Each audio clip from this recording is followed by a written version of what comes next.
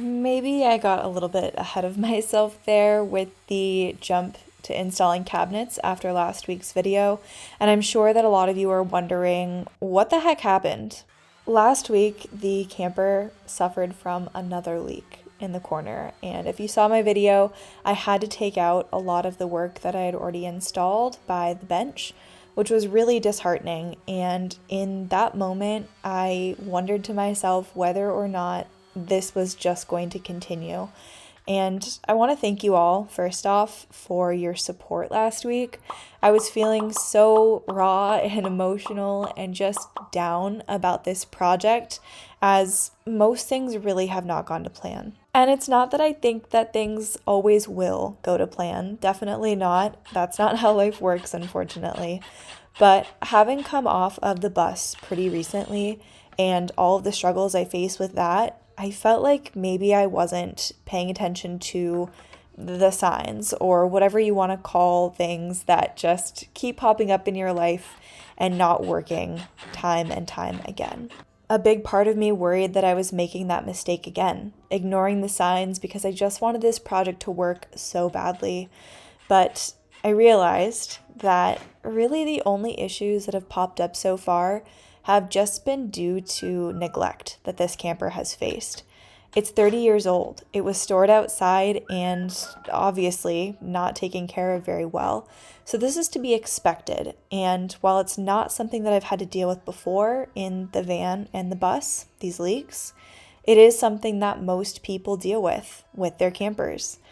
So with that new perspective, I took a step back. I took half of a day off, regrouped, and decided that it was time to get back to the build.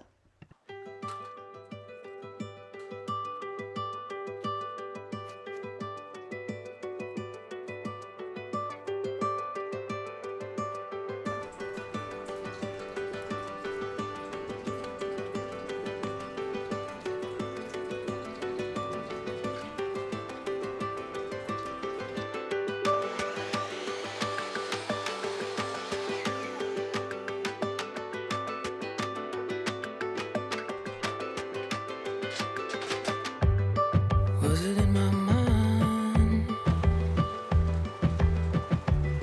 Wearing red and white, standing in the street. Where we left the night on motorbikes with wheels. Yes, in my mind, never go away. Swaying till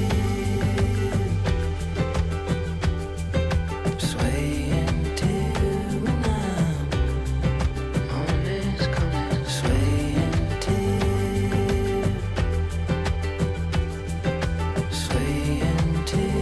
now.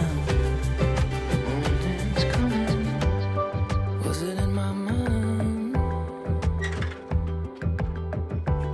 'Cause I'm on the roof of the Ace Hotel tonight. And I feel Okay, so what I've decided to do, and is this necessary? I'm probably gonna get a lot of comments that it's not necessary, but after all of the issues I've had with sealing and resealing this camper and getting it to actually hold, I've always done just what I thought needed to be done, and now I'm realizing that maybe I just need to go the extra mile on everything. So in last week's video, you guys saw that I pulled this trim off. Probably not the best idea because it was really hard to get back on the camper properly. I fought with this one for about an hour, finally got it back on, and realized that it's probably not necessary to pull it off completely from the rest of the camper, but that the main weak point is where all of these screws go through the outside wall into the interior of the camper. So for this one, like I said, pulled the entire thing off. I put new butyl tape behind it. It was very difficult to get it to compress properly, and in a few areas you can actually see that I did pull it off, which is a bummer. It won't be noticeable once my awning's on and it's all finished being sealed, but I don't want to do that for the rest of the camper. One, for aesthetics. Two, I don't want to damage the integrity of this metal strip and not get a good seal and cause a problem that's not there, since this is the only part right now that is leaking. And three, it's really time intensive and I don't think there's a big payoff. What I'm going to do instead, I've already replaced all of these screws. I'm gonna back them out lightly in this section, and then in the rest, I'll probably just remove them one by one around the entire camper. I'm gonna put more butyl tape on the outside bit behind the screw, reinsert the screw, and do that for the entire camper so that way they all have their own individual butyl tape patch as well. And if that doesn't stop the problem, I don't know what will. And then the final step is going to be to use some ProFlex. I listened to your comments. Thank you everyone who suggested getting an RV silicone type of sealant, not the door and weather exterior sealant for houses. So far all of the other silicone is holding up, but I'm just gonna have to monitor it really carefully to make sure that it doesn't start leaking and that there aren't any weak points. Enough talking though, this is probably gonna take at least half a day, so let's get to it.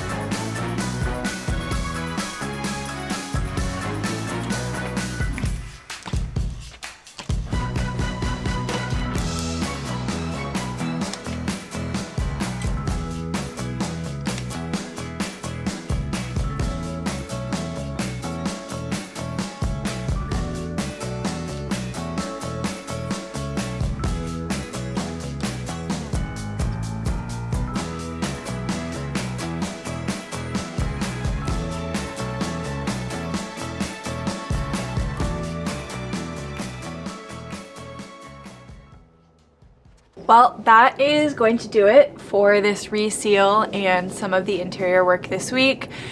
I definitely feel better than I did just a couple of days ago when a bunch of water was in the camper and I was having to cut out all of my old work. But I know I still have a lot of work ahead of me. So this week I am just gonna try to continue to ground myself with this process. It's not like a build. A renovation is very different, as I mentioned, and I'm learning how to roll with the punches. Hopefully there won't be more for a little bit so we can just get on our feet and get back out there. But in the meantime, I'm gonna keep my head high. I appreciate all of your positive comments last week and words of encouragement and support. And I will see you guys here next week. All right, see you Sunday.